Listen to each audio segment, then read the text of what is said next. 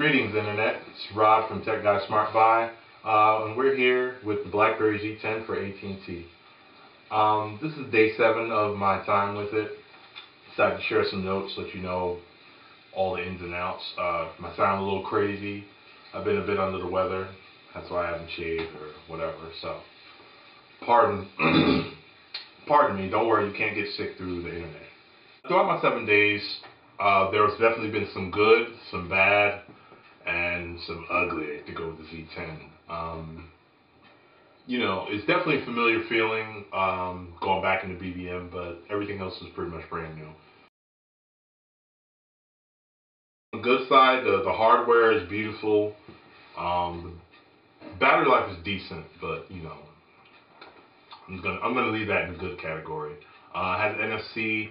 The camera's pretty decent. It's not using any gimmicks. I mean, it does have ability to add filters and edit on board to make up for the fact that BlackBerry App World doesn't have Instagram. But I'm pretty sure there's a knockoff version somewhere in there if you look for it. The call quality is great. All the audio sounds awesome without any type of software enhancements or Beats audio or whatever. It's not a stab, but they don't need it. What else? The keyboard. The software keyboard is easily one of the best native keyboards I've used. This is just me talking. If you agree, if you agree, fine. If you don't disagree, let us know in the comments. The short type predictive text is what makes this keyboard so great. I mean, within minutes of using it, you're not, it comes to the point if you're not even typing anymore, you're just flicking up if they're accurate on what they're guessing. But then after a while, they learn on whatever words you use. So you might even see words like Samsung in there, or different other things. If you typed it once or twice, it'll recognize it. So it's definitely great. And talk about the camera a little bit. It's an 8 megapixel single LED flash. Front facing 2 megapixel. Which works well with BBM video, by the way. BBM video chat service, awesome. They have 2 notable features built in with the camera. Excuse me.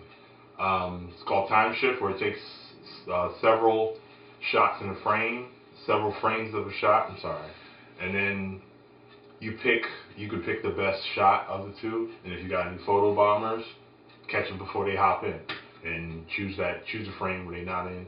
Save it, bam. And it's like, oh, you tried to ruin my photo? Fail. Another interesting feature they have is called Story Maker. It's I think iMovie, but it's a little more basic in far as control, but great in regards to outcome. Like, it'll take a video, you add some music soundtrack, you change the font, the font or what you want it to say as far as the credits. You choose a theme, and then it puts it all together in a 45-second video, and it looks great. It's definitely a great built-in feature that I see a lot of companies don't really have. They stick mostly to the photos, but kind of leave video bare. So kudos to BlackBerry for taking care of that. Also, the hub is BlackBerry's one central spot for all your communications. So if you have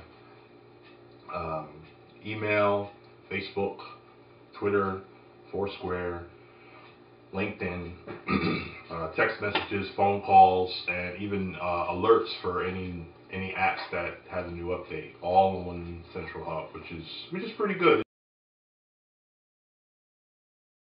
The hub has its faults. In certain aspects, it only focuses on notifications. So if you're on Twitter, if you want to see everything that's going on, you still have to go to the Twitter app to kind of see what's going on and keep up with the tweets in your timeline.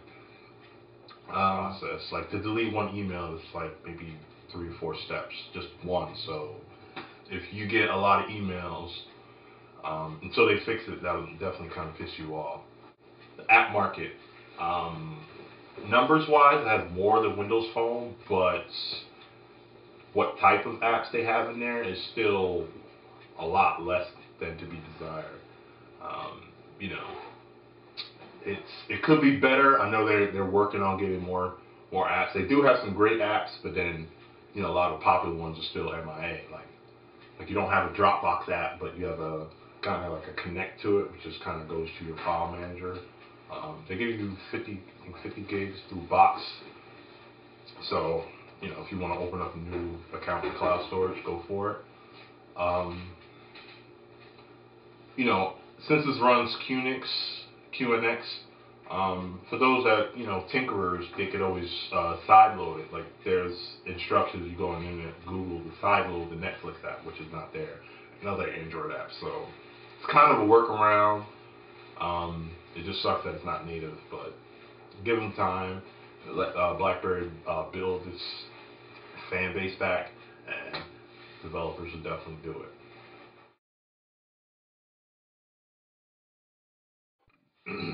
Okay, so you think it's worth it in that way then? I think it's a great alternative for somebody that's not interested in major smartphone platforms. Not interested in Windows phones. Okay, but let's call it for what it is. Most likely nobody is talking about the Windows phone. But like, no, I've talked to people that love it. They're like, yeah, they're doing something different and blah blah blah. So these guys. Okay, so you think this is a good landmark more for the company than it is for the phone industry? Yes. Okay. So that's basically the conclusion of it. It has a lot for what BlackBerry has. So is it a good comeback for BlackBerry? I think it's a good comeback. I think it's a good comeback, but I would like to have been better. There's your nutshell. Now, who do I recommend it to? Anybody who's looking for a change. If you're a fan of BlackBerry, you'll love the Z10. If you're sick of everything, if you're not interested in the staleness of iOS, if you've been through every Android phone and Windows phone just boring, the Z10 has your interest.